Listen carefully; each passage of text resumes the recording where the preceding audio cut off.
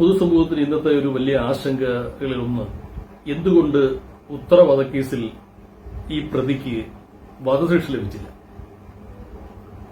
നമ്മൾ എല്ലാവർക്കും സ്വാഭാവികമായും ഒരു ആശങ്കയുണ്ടാവും, എന്തുകൊണ്ട് ഈ പ്രതിക്ക് വധശിക്ഷ ലഭിച്ചില്ല. നമ്മൾ ഇതിന്റെ ഈ കേസിന്റെ ഈ ഉത്തര വധക്കേസിന്റെ നാൾ വഴികൾ നമ്മളൊന്ന് പരിശോധിച്ച് നോക്കിയാൽ മെയ് 7-ാം തീയതി 2020 മെയ് 7-ാം തീയതിയാണ് ഈ ഉത്തര എന്ന് പറയുന്ന പെൺകുട്ടി ഒരു സർപ്പദംശമേറ്റ് മരണപ്പെടുന്നു. മരണപ്പെട്ടതിന് ശേഷം ഭർത്താവായ ഈ പ്രതി ശവസംസ്കാര ചടങ്ങുകൾക്കുമെല്ലാം കൂടെ നിന്ന് നടത്തി കഴിഞ്ഞതിന് ശേഷം ഈ പ്രതിയുടെ ചില പെരുമാറ്റത്തിലെ വൈകൃതങ്ങൾ കൊണ്ട് ഈ ഉത്തരയുടെ മാതാപിതാക്കൾക്ക് ചില സംശയങ്ങൾ തോന്നി. ആ സംശയങ്ങളുടെ അടിസ്ഥാനത്തിൽ മെയ് 2020 മെയ് 21-ാം തീയതി 14 ദിവസങ്ങൾക്ക് ശേഷം അവർ പോലീസിൽ ഒരു പരാതി കൊടുക്കുകയുണ്ടായി. ഇതൊരു അൺനാച്ചുറൽ ഡെത്ത് ആണ് എന്ന് പറഞ്ഞുകൊണ്ട് ഒരു പരാതി കൊടുക്കുകയുണ്ടായി. അപ്പൊ ഈ മരണം നമ്മൾ വാർത്തകളിൽ കണ്ട സമയത്ത് ഞാൻ ഉൾപ്പെടെയുള്ള നല്ലൊരു ശതമാനം ആൾക്കാർ കരുതിയിരുന്നത് ഇതൊരു റാപ്റ്റ് ഓഫ് ദി സ്നേക്ക് ആണ് എന്ന് പറഞ്ഞാൽ ഒരു സർപ്പദോഷം. സ്വാഭാവികമായിട്ട് ഒരു തവണ പാമ്പ് കടിക്കുന്നു, അത് കഴിഞ്ഞിട്ട് നാരോ എസ്കേപ്പ് ചെയ്യുന്നു, അത് കഴിഞ്ഞിട്ട് വീണ്ടും ഈ പെൺകുട്ടി വീണ്ടും പാമ്പ് കടിക്കുന്നു. അപ്പോൾ ഒരു ഇപ്പം വിശ്വാസികളായ പലർക്കും ഒരു സംശയം തോന്നാനുള്ള സാധ്യതയുണ്ട്, സർപ്പദോഷമല്ലേ എന്ന്.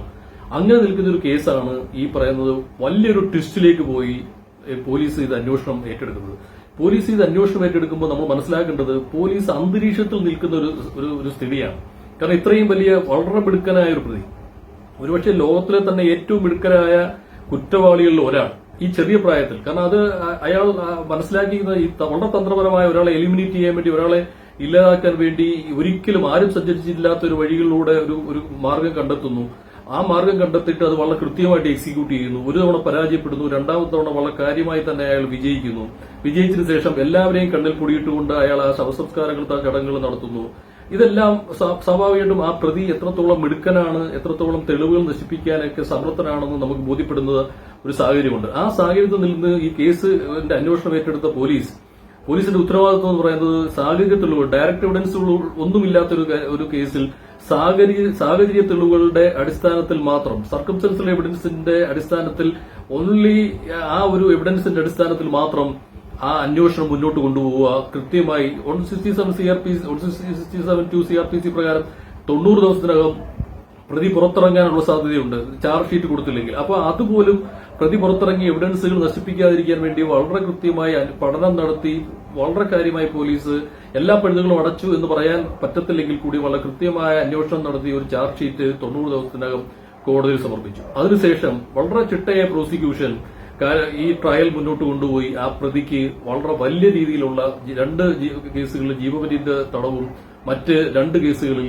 വളരെ കൃത്യമായി തന്നെ മാക്സിമം പണിഷ്മെന്റും വാങ്ങിക്കൊടുക്കാൻ കഴിഞ്ഞു. അത് തന്നെ നമ്മൾ മനസ്സിലാക്കേണ്ടത്, ഇതിൽ 302 മർഡർ കേസിന്റെ അകത്ത് വളരെ കൃത്യമായി 2ാമത്തെ പണിഷ്മെന്റ് ആണ് കിട്ടിയത്, ലൈഫ് ഇംപ്രിസൺമെന്റ് തന്നെ കൊടുത്തു. 307 അറ്റംപ്റ്റ് മർഡറിലും അതുപോലെ തന്നെ ഒരു മാക്സിമം പണിഷ്മെന്റ് കിട്ടി. പിന്നെ 328 causing hurt by means of poison വഴി ഒരാളെ അപായപ്പെടുത്തുന്നതിന് അതിനും മാക്സിമം പണിഷ്മെന്റ് ലഭിച്ചു. അതുപോലെ 201 causing disappearance of evidence of offence, തെളിവുകൾ, ഒരു കേസിലെ തെളിവുകൾ നശിപ്പിക്കുന്നു, അതിനും മാക്സിമം പണിഷ്മെന്റ് കിട്ടി. അപ്പൊ പോലീസ് വളരെ ചിട്ടയായി ഇതിൽ വളരെ ചിട്ടയ പോലീസ് അന്വേഷണം നടത്തി എന്ന് പറയുമ്പോൾ പ്രതിഭാഗം നമ്മൾ മറന്നുപോകരുത്. കാരണം വളരെ കൃത്യമായി രക്ഷപ്പെടാൻ സമർത്ഥനായ ഒരു പ്രതിക്ക് വളരെ രക്ഷപ്പെടാനുള്ള എല്ലാ സാധ്യതകളും നിലനിൽക്കുന്ന ഒരു കേസാണ്. കാരണം ഇതിന്റെ അകത്ത് ഒരു ചെറിയൊരു ഇൻസ്റ്റൻസ് ഞാൻ എടുത്തു പറയുവാണെങ്കിൽ നിങ്ങൾ വളരെയധികം ശ്രദ്ധിക്കേണ്ട ഒരു കാര്യം, ഒരു സ്നേക്ക് ബൈറ്റ്, ഇപ്പൊ ഒരു പട്ടിയെ കൊണ്ട് കടിപ്പിക്കുവാണെങ്കിൽ കുഴപ്പമില്ല. പക്ഷെ ഒരു സ്നേക്ക് എന്ന് ഒരിക്കലും നമുക്ക് ട്യൂട്ടർ ചെയ്യാനോ ഒരിക്കലും നമുക്ക് ട്രെയിൻ ചെയ്യാനോ കഴിയാത്ത ഒരു ജീവിയെ കൊണ്ട് കടിപ്പിച്ച് കൊല നടത്തിയിരിക്കുകയാണ് ഇവിടെ. അപ്പൊ അത് എങ്ങനെ തെളിയിച്ചെടുക്കാൻ കഴിയും? അപ്പൊ ഡിഫൻസിന്, പ്രതിഭാഗത്തിന് വളരെയധികം അപ്പർ ഹാൻഡ് ലഭിക്കാൻ സാധ്യതയുണ്ട്. അത് മാത്രമല്ല, പ്രോസിക്യൂഷന്റെ അടുത്ത് പറഞ്ഞിരിക്കുന്നത് 10 ദിവസം ആഹാരം കൊടുക്കാത്ത പാമ്പാണ്, അത് ബൈറ്റ് ചെയ്തു.